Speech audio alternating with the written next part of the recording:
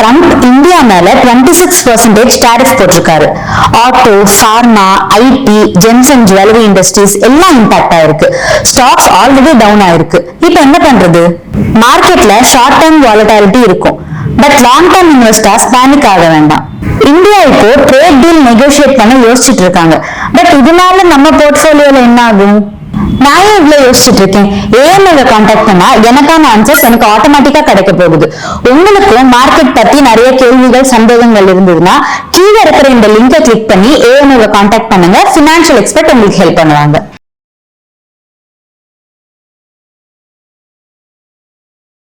Gold standard equity research, இது second part. First பார்ட்ல நம்ம சில அம்சங்களை கவர் பண்ணோம். இந்த பார்ட்ல ஆனுவல் ரிப்போர்ட்டுக்குள்ள எப்படி ஒரு நிறுவனத்தின் எதிர்காலம் நல்லா இருக்க போகுது அப்படிங்கிறத அடையாளம் காண்பது, அதை பத்தி பேச போறோம். அதுக்கு அடுத்தபடியாக ரிசர்ச் ரிப்போர்ட்டுக்குள்ள எப்படி அதை தேடுறது, அதை பத்தி பேச போறோம். ஆனுவல் ரிப்போர்ட்டுக்குள்ள முன்னாடி எல்லாம் டைரக்டர்ஸ் ரிப்போர்ட்னு ஒன்று இருக்கும்.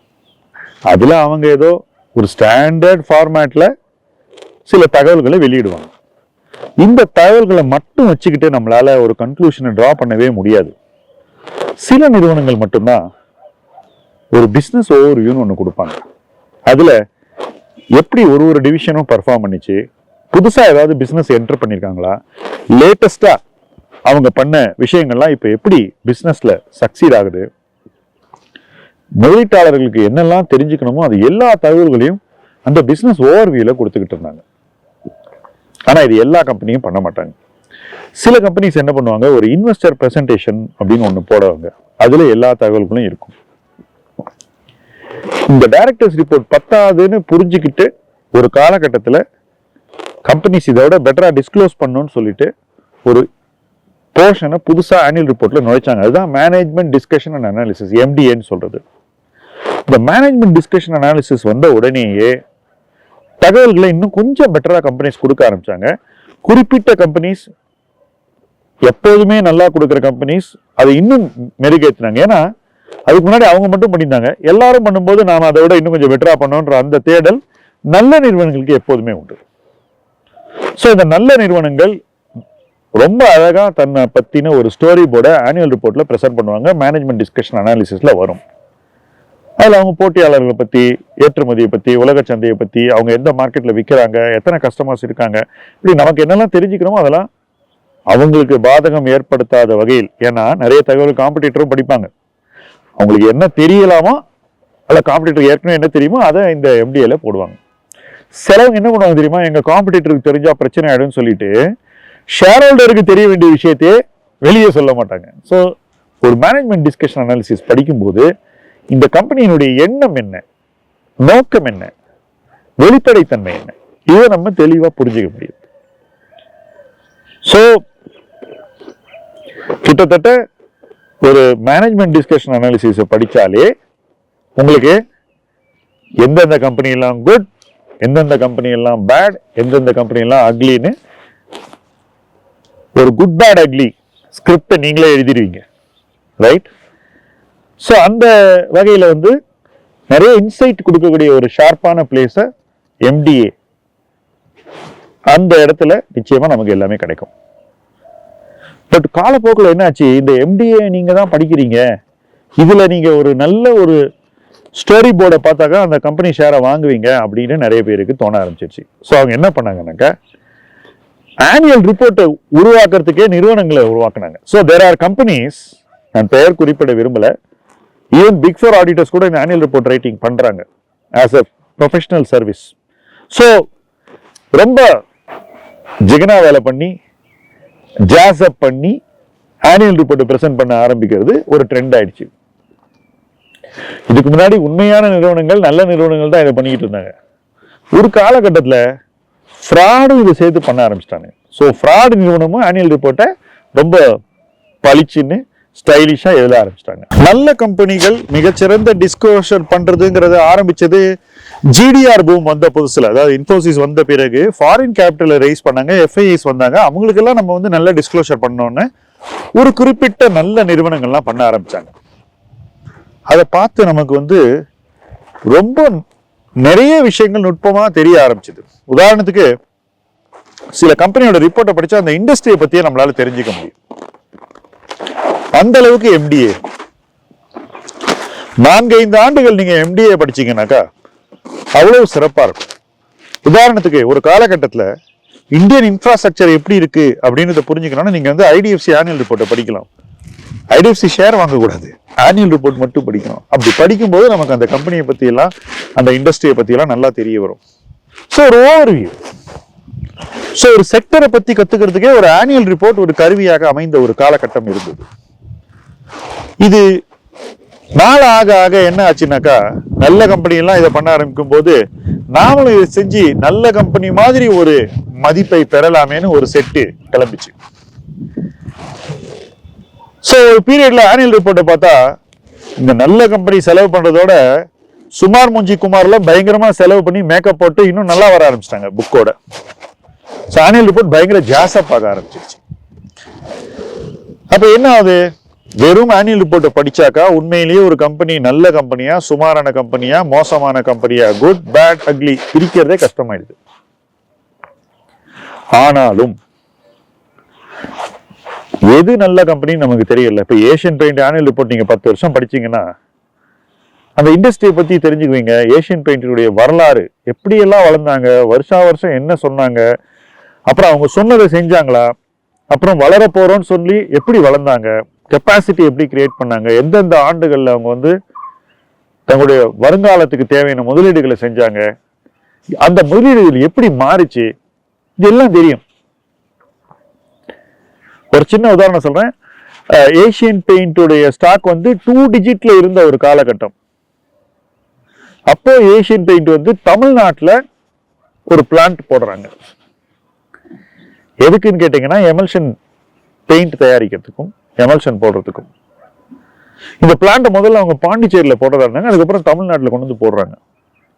அந்த பிளான்ட் என்ன பண்ணுதுனாக்கா அவங்களுடைய காம்படிட்டிவ்னஸை கணிசமா உயர்த்துது, காஸ்ட் ஸ்ட்ரக்சரை பயங்கரமா குறைக்குது.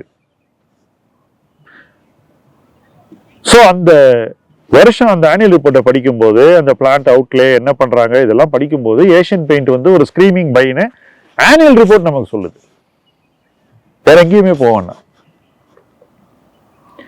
ஸோ இது மாதிரி சிறந்த நிறுவனங்கள்ல அந்த ஆனுவல் ரிப்போர்ட்டே நமக்கு எடுத்து கொடுக்கும். என்ன பண்ண போறாங்க, ஏன் இதை போடுறாங்க, இதுல என்ன ஸ்ட்ராட்டஜிக் வேல்யூ, இதெல்லாம் கம்பெனியே நமக்கு சொல்லும். வேற யாரும் சொல்ல தேவையில்லை. இந்த மாதிரி வீடியோ எல்லாம் பார்க்க வேண்டியதே இல்லை, அங்க இருக்கும். ஸோ நான் கொஞ்ச நேரம் முன்னாடி இந்த வீடியோல சொன்னேன் பேட் அண்ட் அக்லி கூட இந்த வேலையை பண்ண ஆரம்பிச்சிட்டாங்கன்னு. ஸோ ஒரு இன்வெஸ்டர் எப்படி எது குட்டு எது பேடு எது அக்லின்னு தெரிஞ்சுக்கிறதுங்கிற அந்த சேலஞ்ச் வந்து அவ்வளோ கஷ்டம் இல்லைங்க. ஆக்சுவலா நமக்கே தெரியும். ஏன்னா ரெப்புடேஷனை மாஸ்க் பண்ணவே முடியாது. ஸோ நிறைய ஆனுவல் ரிப்போர்ட்டை படிக்கும்போது சில ரிப்போர்ட்ல நம்ம என்ன பார்ப்போம்னா கண்டென்ட் பயங்கரமா இருக்கும், ஆனா உள்ளுக்குள்ள சரக்கு இருக்காது, மசாலா இருக்காது. மசாலா சரக்கு நான் எதை சொல்றேன்னா நம்பர்ஸ் நல்லா இருக்காது. அந்த ஆனுவல் ரிப்போர்ட் அப்படிங்கிறதுக்குள்ள P&L பேலன்ஸ் ஷீட்னு 2 பக்கம் இருக்குல்ல, அதுக்கு ஷெட்யூல் இருக்குல்ல, அந்த 2 பக்கங்களை பார்க்கும்போது இவனுக்கு எழுதின கதை ஜோடனை ஜிகினா வேலை எல்லாமே எடுபடாது. ஏன்னா பயங்கரமா எழுதியிருப்பாங்க, பட் நம்பர்ஸை பார்த்தா சரியா இருக்காது. அந்த வகையில எத்தனையோ நிறுவனங்களை நம்ம ஈஸியா கப்புடு பிடிச்சி தூக்கி வெளியே போட்டலாம். நோ அக்லின்னு தூக்கி போடலாம், இல்ல பேடுன்னு தூக்கி போடலாம். ஆனா குட் என்ன தெரியுமா, குட் வந்து என்னைக்குமே தனித்து ஜொலிக்கும். ஏன்னாக்கா ஃபர்ஸ்ட் அவங்க வெளிப்படுத்தக்கூடிய தகவல்கள் மிக உயர்ந்த ரகமா இருக்கும், ஹை குவாலிட்டி இன்ஃபர்மேஷன். நமக்கு புரிய வைக்கணும்ன்ற ஒரு நோக்கம் அந்த தகவல்களை பார்க்கும் போதே நமக்கு தெரியும். அதுக்கு அடுத்தபடியாக அப்படி ஃபிளிப் பண்ணி நீங்க P&L-குள்ளேயோ பேலன்ஸ் ஷீட்லயோ போகும்போது பளிங்கு மாதிரி இருக்கும். அவ்வளவு கிறிஸ்டல் கிளியரா பேலன்ஸ் ஷீட்டை வச்சிருப்பாங்க, நீட்டா இருக்கும். எந்த என்ட்ரியும் நம்பர்ஸ் நமக்கு வந்து சொல்லுவாங்க கண்ணை தொட்டு ஒத்திக்கிற மாதிரி இருக்கும், அவ்வளவு நல்லா இருக்கும் நம்பர்ஸ். ஸோ இது 2 சேர்ந்தாதான் ஒரு நல்ல ஆனுவல் ரிப்போர்ட். வெறும் ஜிகினா ஜோர்டனை இருந்தா அது நல்ல ஆனுவல் ரிப்போர்ட் இல்லை. நிறைய கம்பெனிஸ் சாதாரண ஆனுவல் ரிப்போர்ட் போட்டிருப்பான், திடீர்னு ஒரு நாள் ஒரு ஜம்ப் இருக்கும். ஒரு ஆனுவல் ரிப்போர்ட் பயங்கரமா இருக்கும். பேப்பருக்கு செலவு பண்ணியிருப்பான், பிரிண்டிங் செலவு பண்ணியிருப்பான், அதுக்கப்புறம் அதை எழுதினவனுக்கு செலவு பண்ணியிருப்பான், தனியா ஏஜென்சி வச்சு பண்ணியிருப்பான், எல்லாம் பண்ணியிருப்பான்.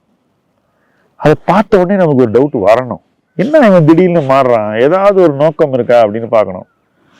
கொஞ்சம் சுத்தி பார்த்தா நமக்கு தெரியும், இவன் வந்து பெருசா ஏதோ ஒரு இஷ்யூ வர போறான், பணம் ரைஸ் பண்ண போறான், பப்ளிக் கிட்ட இருந்து QIP எல்லாத்தையும் பண்ண போறான்.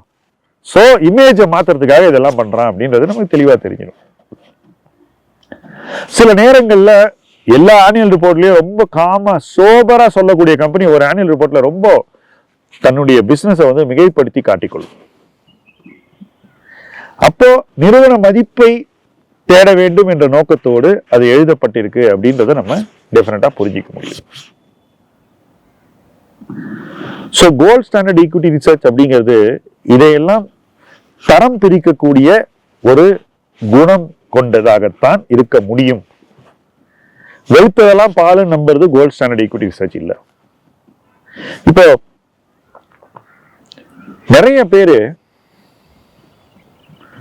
என்கிட்ட ஒரு ரொம்ப ரெப்யூட்டட் கம்பெனியினுடைய ஷேரை வாங்கலாமான்னு சொல்லுவாங்க. அந்த கம்பெனிக்கு பெரிய ஃபாலோயிங் கூட இருந்தது. ஆனுவல் ரிப்போர்ட்டை படிச்சு பார்க்கும்போது எனக்கு அந்த கம்பெனி ஆக்சுவலா வருங்காலத்தை பத்தி என்ன சொல்ல வராங்கன்றத கணிக்கவே முடியல. அவ்வளவு மழுப்பல் பூசலா இருந்தது. பெரிய ரிப்போர்ட்டு பயங்கரமா EPSலாம் காட்டுறாங்க, எல்லாம் இருக்கு. பட் ஆனுவல் ரிப்போர்ட்ல தகவல்கள் வந்து ரொம்ப ஒருபட்சமாக தன்னை பாசிட்டிவாவே காட்டணுன்ற ஒரு நோக்கத்தோடு எழுதப்பட்டது தெரியுது. நண்பர்கள்லாம் சொல்றாங்க, இந்த கம்பெனி நீ வாங்கலன்னா வேஸ்ட், நீ இதை வாங்கித்தான் ஆகணும். எப்படி இன்னைக்கு வீடியோல உங்களுக்கு ஒருபட்சமான தகவல்கள் கொடுக்கப்படுகிறதோ அந்த மாதிரி அந்த ரிசர்ச்ல ஒருபட்ச தகவல்களை எடுத்துக்கிட்டு நிறைய பேர் வர்றாங்க. அது எப்படி இந்த கம்பெனி நல்ல கம்பெனின்னு நீங்க சொல்லலாம். அவ எவ்வளவு கண்ட்ரில இருக்கான் பாத்தீங்களா, என்னெல்லாம் பண்றான் பாத்தீங்களா. சோ நான் என்ன சொன்னேன், இது பயங்கர ஜிகினா வேலையோட ஈக்விட்டி ரிசர்ச் ரிப்போர்ட்டோட இன்னைக்கு வந்திருக்கு. ஒரு 5 வருஷம் முன்னாடி ஒரு ரிப்போர்ட் ஆன்லைன்ல எடுங்கன்னு எடுத்தாங்க. எடுத்துட்டு சரி பேலன்ஸ் ஷீட்ல எவ்வளவு கடன் இருக்கு பாருங்க, எவ்வளவு பிக்ஸட் அசெட் இருந்தது பார்த்தாங்க. சரி இந்த வருஷத்து ரிப்போர்ட், இந்த ஜிகினா ரிப்போர்ட் எடுங்கன்னு எடுத்த உடனே இதுல எவ்வளவு பிக்ஸட் அசெட் இருக்கு, எவ்வளவு கடன் இருக்கு அப்படின்னு கேட்டேன். கடன் கணிசமா உயர்ந்திருக்கு, பிக்ஸட் அசெட் அந்த அளவுக்கு உயரல. பணம் எங்க போச்சுன்னு காட்டுங்க, இந்த கடன் இவ்வளவு வாங்கியிருக்காங்கல்ல, இந்த பணம் எங்க போச்சுன்னு காட்டுங்க அப்படின்னு.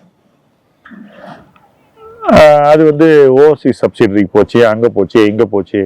சரி அதுல இருந்து என்ன வரவு வந்ததுன்னு காட்டுங்க அப்படின்னு சொன்னேன். பணம் வெளியே போச்சு இல்ல, வெளியே போன பணத்துக்கு உள்ள என்ன வந்ததுன்னு காட்டுங்கன்னு சொன்னேன். இல்ல ஆக்சுவலா அந்த முன்னாடி இருந்த பிசினஸா நல்லா பண்ணிட்டு இருக்கு, அதுக்கப்புறம் இவங்க வளர்ச்சிக்காக கடன் வாங்கி எங்கெங்கயோ பணத்தை கொண்டு போனாங்க, எதுவும் சரியா வரல அப்படின்னு. அப்ப எப்படி இந்த நிறுவன வளர்ச்சி, இந்த நிறுவனத்துக்கான மதிப்பு இந்த அளவு கூடி இருக்குன்னு எக்ஸ்பிளைன் பண்ணுங்க. கொஞ்ச நேரம் இப்படி டிஸ்கஷன் போக போக போக அவங்க ஸ்லோவா புரிய ஆரம்பிச்சது, இந்த கம்பெனி தன்னுடைய கேபிட்டலை ஒழுங்கா அலோகேட் பண்ணல, அதுவும் கடன் வாங்கி தப்பா அலோகேட் பண்ணிருக்காங்க, பணம் கம்பெனி விட்டு வெளியே போயிருக்கு. இதை கண்டுபிடிக்கிறது தான் ஈக்விட்டி ரிசர்ச். மேம்போக்கா மேனேஜ்மெண்ட் டிஸ்கஷன் ஜிகினாவா இருக்கு, பயங்கர பிரசன்டேஷன் இருக்கு, அதெல்லாம் பார்த்துட்டு சூப்பர் சார் அப்படின்னு சொன்னாக்கா அது ஈக்விட்டி ரிசர்ச் இல்ல, அது கோல்ட் ஸ்டாண்டர்ட் ஈக்விட்டி ரிசர்ச் இல்ல. மேபி அது ஈக்விட்டி ரிசர்ச்னு சொல்லிக்கலாம். ஆனா ஒரு பங்கு வாங்குறவங்க அந்த ரிசர்ச்சை நம்பி இருக்க முடியாது. நீங்க டெஃபினட்டா நுட்பமான விஷயங்களை பார்த்து தான் ஆகணும். சோ கொஞ்ச நாள் கழிச்சு என்ன ஆச்சு, இந்த கம்பெனியோட ஒரு ஃபாரின் சப்சிடரி திவால் ஆயிடுச்சு. சோ வெளியே போன பணம் ஊத்திக்கிச்சு, அவுட், காலி, வராது. இதுக்கு அடுத்தபடியாக இங்க ஒரு இன்னொரு கம்பெனியில காசு போட்டிருக்காங்க, அந்த கம்பெனி நல்லா பண்ணல. இதற்கு அடுத்தபடியாக இவங்க கோர் பிசினஸ் இருக்குல்ல, அதுவே நல்லா பண்ணல. ஸோ கிட்டத்தட்ட இவங்க என்கிட்ட 450 ரூபாய் இது ரொம்ப சிறந்த கம்பெனி அப்படின்னு சொல்லக்கூடிய ஒரு கம்பெனி 100 ரூபாய்க்கு வந்துருச்சு. நண்பர் அதை 250 ரூபாயில குவைட்டா வித்துட்டு போயிட்டாரு. ஆனா டன்னு கணக்குல வாங்கி வச்ச ஷேர் ஹோல்டர்ஸ் எல்லாம், லார்ஜ் ஷேர் ஹோல்டர்ஸ் எல்லாம் இன்னும் அதை வச்சுட்டு ஸ்லோவா ஏறினா விற்கலாம்னு வெயிட் பண்ணிட்டு இருக்காங்க. இப்போ அந்த கம்பெனி சொல்லக்கூடிய எல்லாத்தையும் கண்மூடித்தனமா நம்பி இருந்தால் அவங்க மட்டும்தான் இதுல மாட்டிக்கிட்டாங்க. இப்ப கொஸ்டின் பண்ணக்கூடிய அந்த மனப்போக்கோட உள்ளவங்க வந்து இதுக்குள்ள போகவே இல்லை. இப்ப நிறைய கம்பெனியும் ஒரு அனலிஸ்ட் வந்து கேள்வி கேட்டுதான் ஆகணும். இது நல்ல கம்பெனியா, இதை ஏன் நீ நல்ல கம்பெனின்னு சொல்றேன்னு கேள்வி கேட்டுதான் ஆகணும். ஆனா இன்னைக்கு கேள்வி கேட்பதே கடினமா இருக்கு. ஏன்னா நீங்க போய் ஒரு ட்விட்டர்லயோ எங்கேயோ ஒரு இடத்துல ஒரு கேள்வி கேட்டீங்கன்னா அந்த கம்பெனியை விரும்புறவங்க ஒரு பெரிய ஒரு ஸ்வாம் ஆஃப் பீஸ் மாதிரி வந்து உங்களை கொட்ட பார்ப்பாங்க, தேனி மாதிரி வந்து. அவங்களுக்கு நீங்க பயப்பட வேண்டியிருக்கு. எதுக்கு அனாவசியமா? தப்பா இருந்தா விடுவோம், வேடிக்கை பார்ப்போம் அப்படின்னு. சோ யாருமே இன்னைக்கு எதையுமே முன்ன எடுத்து சொல்ல முடியாத ஒரு சமூக சூழல் இருக்கு. ஸோ ஈக்விட்டி ரிசர்ச்சே வந்து நீங்க உங்களுக்கு பண்ணிக்கக்கூடிய ஒரு விஷயமா தான் இருக்குமே ஒழிய நீங்க பண்ணிட்டு வெளியில சொல்ல முடியாது. இப்ப நான் உதாரணத்துக்கு சொல்றேன், ஒரு குறிப்பிட்ட சில மியூச்சுவல் ஃபண்ட் ஸ்கீம்ஸ் எல்லாம் நல்லா பண்ணாதுன்னு எனக்கு நல்லா தெரியும், நல்லா ரிசர்ச் பண்ணிட்டோம். பட் அது வெளியில சொல்ல முடியாது, சொன்னா பிரச்சனை. அதே போல நிறைய நிறுவனங்கள் நல்லா பண்ணாதுங்கிறது நமக்கு நல்லா தெரியும். ரிசர்ச் பண்ணும்போது நல்லாவே நமக்கு தெரியுது. ஆனா அது வெளியே போய் சொல்ல முடியாத ஒரு சூழ்நிலை இருக்குன்றதுதான் கலை யதார்த்தம். இதுல இருந்து நமக்கு என்ன தெரியுது? நமக்கு நாம தான் நம்மளை பாதுகாத்துக்கணும். அதுக்கு தேவை தரமான ஈக்விட்டி ரிசர்ச். ரொம்ப ஜாஸ்அப் பண்ணி ஜிகினா வேலை பண்ண விஷயங்களை டக்குன்னு பிடிச்சி பேட் ஆர் அக்லின்னு டிசைட் பண்ணி அதை வந்து தூக்கி போடுற அளவுக்கு நமக்கு கெத்து இருக்கணும். அதே போல குட்டை வந்து உடனடியா நேரடியா அடையாளம் கண்டு தனியா எடுத்து வச்சுட்டு இது ரொம்ப நல்ல கம்பெனி, இந்த கம்பெனி இந்த மதிப்புக்கு வந்தா நான் இதை வாங்கணும், அது வரைக்கும் நான் வந்து இந்த கம்பெனியை க்ளோஸா ட்ராக் பண்ணுவேன்ற அந்த ஒரு மென்டல் ஸ்டேட்டுக்கு நீங்க ரொம்ப சீக்கிரம் வர முடியும். ஆனா வந்த பிறகு கூட நீங்க பணத்தை போட மாட்டீங்க, பார்த்துக்கிட்டே இருப்பீங்க, நீங்க வந்து ஸ்டடி பண்ணிக்கிட்டே இருப்பீங்க. கோல்ட் ஸ்டாண்டர்ட் ஈக்விட்டி ரிசர்ச்ங்கிறது எத்தனை ஆயிரம் கம்பெனி இருந்தாலும் அதை கிளீனா குட் பேட் அக்லின்னு பிரிக்கக்கூடிய ஒரு கேப்பபிலிட்டியை உங்களுக்கு கொடுக்கணும். அந்த கேப்பபிலிட்டியை நீங்க எல்லா கம்பெனிலையும் யூஸ் பண்ணணும். அந்த கேப்பபிலிட்டியை நீங்க யூஸ் பண்றதுல மிக முக்கியமான தேவை என்னன்னா, நீங்க ஆனுவல் ரிப்போர்ட்டை நல்லா படிச்சு புரிஞ்சு அதுல இருக்கக்கூடிய நெளிவு சுழிவுகள், சொல்லப்படாத விஷயங்கள், சொல்லப்பட்ட விஷயங்களின் உண்மைத்தன்மை, இது எல்லாத்தையும் நீங்க வந்து டக்கு டக்கு டக்கு டக்குன்னு பட்டன் தட்டுற மாதிரி எடுக்கணும். ஓகே, ஒரு வாட்டி ஒரு ஆனுவல் ரிப்போர்ட்டை படிச்சா ஈஸியா வருமா இதெல்லாம் அப்படின்னு கேட்டீங்கன்னா நிச்சயமா வராது. பல முறை படிக்கணும், பல ஆண்டுகளின் ஆனுவல் ரிப்போர்ட்டை படிக்கணும். ஒரு கம்பெனி எடுத்தீங்கன்னா லேட்டஸ்ட் ஆனுவல் ரிப்போர்ட்டை 2-3 வாட்டி படிக்கணும். அதுக்கு முன்னாடி உள்ள 5 ஆனுவல் ரிப்போர்ட்டை படிக்கணும். அதுல எது ரொம்ப முக்கியமான ரிப்போர்ட்டோ அதை 2-3 வாட்டி படிக்கணும். நிகழ்காலத்தில் இருக்கக்கூடிய ஆனுவல் ரிப்போர்ட்டுக்கும் கடந்த கால ஆனுவல் ரிப்போர்ட்டுக்கும் கனெக்ட் பண்ணி பார்க்கணும். அதுதான் நான் உங்கள்கிட்ட இந்த எக்ஸாம்பிள்ல சொன்னேன் இதுக்கு முன்னாடி.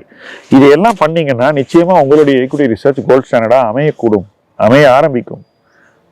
அந்த இடத்துல இருந்து நீங்க ஒரு இன்வெஸ்ட்மெண்ட்டை பார்த்தீங்கன்னா அந்த இன்வெஸ்ட்மெண்ட் சரியான மதிப்பில் செய்யப்பட்டால் உங்களிடம் இருக்கக்கூடியது ஒரு கோல்ட் ஸ்டாண்டர்ட் இன்வெஸ்ட்மெண்ட்.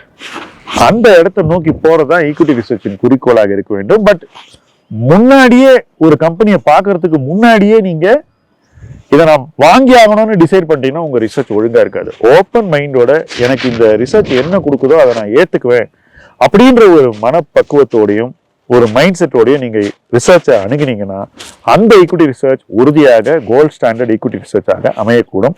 அந்த ரிசர்ச்சை இன்னும் எப்படி மெருகேற்றி செய்யலாம் என்பதை தொடரும் வீடியோக்களில் பேசுவோம். இணைந்து பயணிப்போம். முதலீட்டு களம் உங்கள் களம். நன்றி.